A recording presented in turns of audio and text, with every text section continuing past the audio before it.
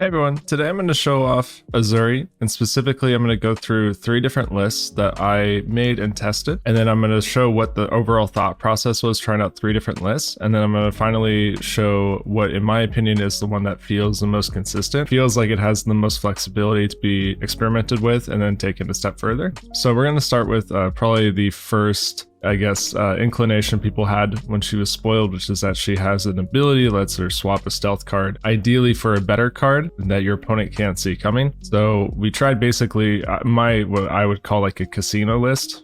Basically, there's a split pretty much evenly of stealth cards to disruptive attacks. So all these are pretty much relegated to the sideboard. It's a pretty simple thought process, right? You play the stealth card, your opponent blocks 3 or doesn't block at all. You just swap in, a much better card and you get like a really powerful on hit, and you can tailor your like cards for the matchup you're playing in. So for instance, if you're playing against, Dash, and you swap in Erase Face and the Dash player like just only blocks 3 or maybe doesn't block at all because they just want to call the bluff and you hit with Erase Face. Now they're stuck with a 4-card hand, and you can go down the list. Like if people don't like, even like with a 1-card block on a stealth card, you can sneak in things like Surgical, Pursuit of Knowledge. I've noticed that I think I've hit more Surgical Extractions in this deck than I ever have playing Arachne, because the difference between your opponent having to call whether or not you have a relevant on hit in your hand with 1 card left is so much different than like you presenting the Surgical Extraction. I think that's the inherent strength of the deck, and the inherent strength of Uzuri is that in any other deck you have to present the actual on hit. And so there's a big difference between like being presented with Command and Conquer up front versus being presented with a random stealth card that could potentially be Command and Conquer. So maybe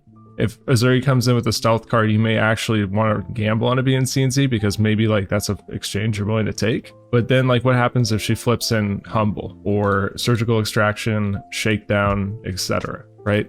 So that is actually very strong to the hero. Wait until the last moment of possible information to actually show your opponent what they're playing against, what on hit you're presenting. You also have the ability to, if your opponent decides to overblock, you just arsenal the card. It sounds simple, but like what I mean is that like if your hand is, for instance, a stealth card, and let's say it's not the dominate one, right? Let's say it's just one of the regular stealth cards that doesn't have dominate, your opponent overblocks your 6, you're holding Command and Conquer, any of these 2-cost cards, Surgical, what have you, right? All you're gonna do is you're just gonna arsenal the card. Your opponents use probably 2 cards at least, sometimes 3. Their opponent's gonna be playing on a really low power turn, unless if they have a really solid like 2-card hand for 8. But regardless, like you can block anywhere, even with the 2 blocks, you can block anywhere between 6 and 9, and then you can just keep 1 card and then just play the card anyway. So you can keep a blue or a yellow and just play the Command and Conquer again on your turn, and now you've had 2 turns of maintaining tempo against your opponent, making them have to block basically. So I think that is inherently strong about the class as well. The math gets really tricky as well if you're just going to say, oh, I'm just going to block with 2 cards for 6 every turn. If the Uzuri ever decides to keep an extra card to pitch to a Bite or any of the new daggers, the math gets really tricky. The codexes are incredibly powerful. The Codex of Frailty is mostly here just for Death Touch, but it does also work for like getting back some pretty important cards. Crown of Providence is here in case if you get stuck with the card in Arsenal, if your opponent overblocks, and maybe you get Shakedown in Arsenal, and maybe you don't want to have to try to force a reaction on it. So you could force a reaction on Shakedown with Black Tech or Flick Knives, so maybe you just don't want to. Maybe it's early in the game, so you could crown it away if needed. The downside of this deck is that it's pretty easy to play around, and there is a sort of there's a variance factor where you're winning the game as long as you're drawing like basically the isolates along with the good on hits. But as soon as things like turn and you just don't have a power turn that completely shuts down your opponent, you're in a pretty bad spot. So this list I feel like is what most people landed on early, including myself. It's just like you read the hero building and you build a deck for it and you see what happens. And it was pretty good. I won a lot of games on Talishar. A lot of people just like would rage quit games too, because like when you're losing this deck, this feels like a lower, much lower power version of Starvo, and a lot of people didn't experience Starvo, unlike yours truly, who got the pleasure. So it has the same feeling where it's just like, oh, they can just keep on dominate isolates, and like, oh, of course it's another good on hit that shuts down my turn, which is what Starvo felt like. It was like, oh, they fused again, oh, they played Spinal again, oh, they fused again, oh, they played Oakenold, oh, they fused again, oh, they played Crippling Crush this turn. The psychic damage, the absolute tilt factor of the deck is like, it's insane. Then I went in the complete opposite direction. This is basically a meme. The idea of this deck was like, okay, maybe the stealth cards that they gave us in Outsiders are like good. They're not. but I was like, what if they were? Right, so we gotta test it, right? It would not be faithful to the testing process if I did not test all corners, right? So that includes the spike cards, right? The idea basically is to play any of the disease stealth cards and then to buff them, you know, ideally with the other spikes as well. And you can just stack a bunch of disease tokens on your opponent. The blood rot ones are the easiest ones to quantify because they're just 2 damage. So for instance, if you have Tunic up and you play Infect, your opponent only blocks for 3, and you spike with blood rot and you give your opponent 2 blood rot pox tokens and both of those hit, then you've had a 2-card hand for 10. Which is actually like kind of nutty. This entire deck's point is like, oh, sometimes I'm going to give you mildly inconvenient tokens. I'm not saying that the disease tokens are bad, right? They're very strong. But when the only upside of playing like Razor Reflex is that you just like give them an inertia token. So this deck is mostly just trying to play multiple stealth cards in a turn, like with Captain's Call, Razor Reflex, you have Black Tech Whispers. So you do have Prowl in here. Prowl's like a pretty good card to run, and it lets these come in on a breakpoint, the disease ones. You also have Infiltrate as well, which can, with Black Techs, actually potentially let you play a card during the same turn, or you can just let Infiltrate hit, and then you get the card until next turn. So if you're in a matchup where that's relevant and you think you can actually play the card that your opponent would lose, I think this list you could probably have an easier time running Codex of Inertia because you're just going to get the top card in your arsenal. And you have a lot of 0 costs, so it's pretty reasonable that you could just keep the Codex of Inertia. The only issue I see is the fact that you also have a lot of reactions. If you just keep Codex of Inertia because you're hoping to hit an attack for your turn, and you just like flip over Concealed Blade or Captain's Call, Razor, Razor's Edge, any of the spikes, and you have a lot in this list, then your turn just basically ends, and you just could have done literally anything else. So I'm not currently on Inertia, but I am also open to being wrong about it, and maybe it's incredibly powerful. The Frailty one feels nuts. Frailty, I think people knew it was going to be good when it was spoiled originally. Like, you just read the card and it does too many things. Is why all 3 lists today are going to be on Death Touch. That 1 card play is insane.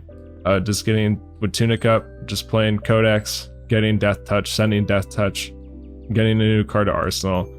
It's just too good. And also, since we're still on Uzuri, you can swap in Death Touch with any of the stealth cards. Now, if this is not obvious, the downside of this deck is it doesn't really do anything. Even when you hit your spikes, you are playing at such a bad EV rate. There's no inherent disruption in this deck outside of the disease tokens and maybe like Surgical and Shakedown and Leave No Witnesses. So if they're comfortable blocking with cards to still send efficient damage back to you, you're cooked. And if you're playing against aggro, you're cooked too, because like, what are you gonna do? So this is the list that I think has been the most consistent.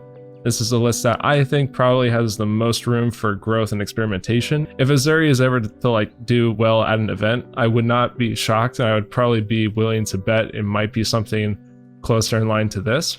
Arachne's hero ability is like pretty hard to quantify in terms of value output, because it's how well you value getting to move a card from the top to the bottom of your opponent's deck when you attack.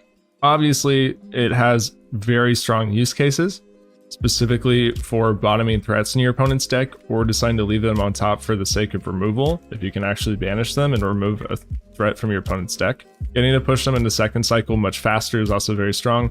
I don't really value getting to hit the contracts. Maybe this is like overly simplistic or like reductionist thinking, but like if you think about it, you Arachne ability to try to hit a contract and you see a card that fulfills the contract on top. The hero ability didn't really change anything. And if you don't see one and you bottom it, you're still working with blind information. And so outside of the ability to mess with the pitch stack, because you're also you're not hitting twice, you're hitting once with the contract card. I guess if you stack Cut to the Chase, you can mess with the pitch stack more. Tampering with 1 card every turn cycle into the pitch stack is like not enough to just like make someone brick late game. So I've been pretty underwhelmed by the hero ability on Arachne, even though it's incredibly annoying and it does have the ability to actually be pretty strong.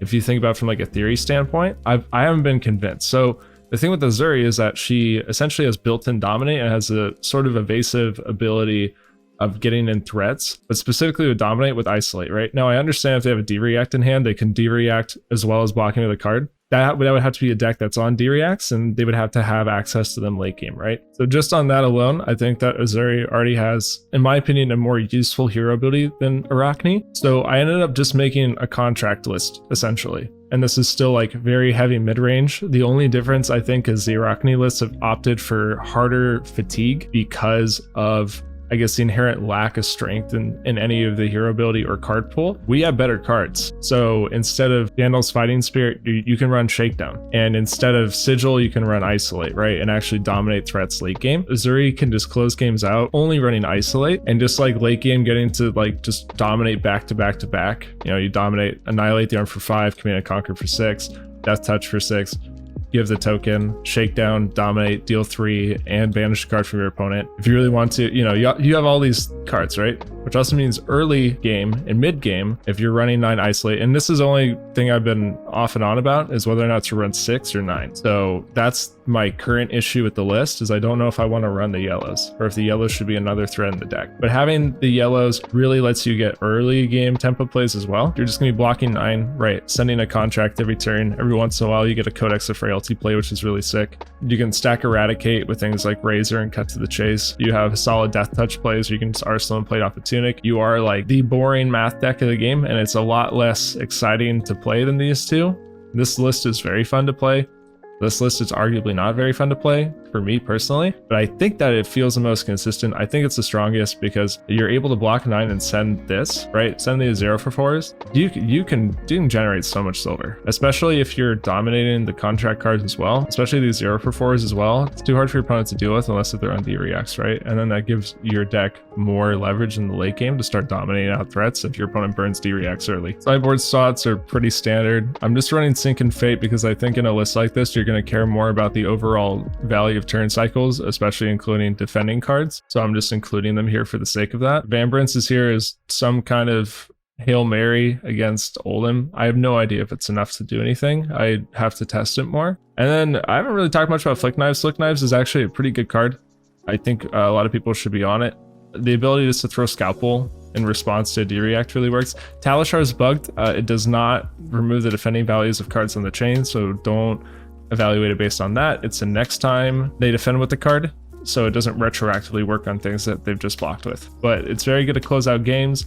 If your opponent ever goes to 2 and you have both daggers up and Flick Knives, all you have to do is find a way to keep one card to attack with twice and you've won the game instantly. Unless if I guess they're Oldhim and then they can Crown, I suppose. Although that does make it easier for Vambrance. But yeah, that's pretty much it. So this is a list I felt the most comfortable on. I feel like it's the list that has the most longevity. Your opponent can know how to play around Uzuri, but this list is not really looking to utilize the hero ability until very late game when there is basically no counterplay, because you're going to be running the Isolate to close the game out and get those final like on hits through at the very end. So this is definitely a sort of deck where you want to pitch stack cautiously, play a very slow grindy game, and you win a lot of games through fatigue in this list as well. Even though these are 0 for 4s that can eventually grind the game down for you, they do actively remove cards in your opponent's deck, and you can buff things like Eradicate with Cut to the Chase and Razor in the deck as well. Let me know what you've been doing for Uzuri, if you think this list is off and there's something you change about it, or if you think that actually the better way to play is one of the first two. So I just want to get all 3 lists out to show where the testing process has been, and I just wanted to show people what I've been working with.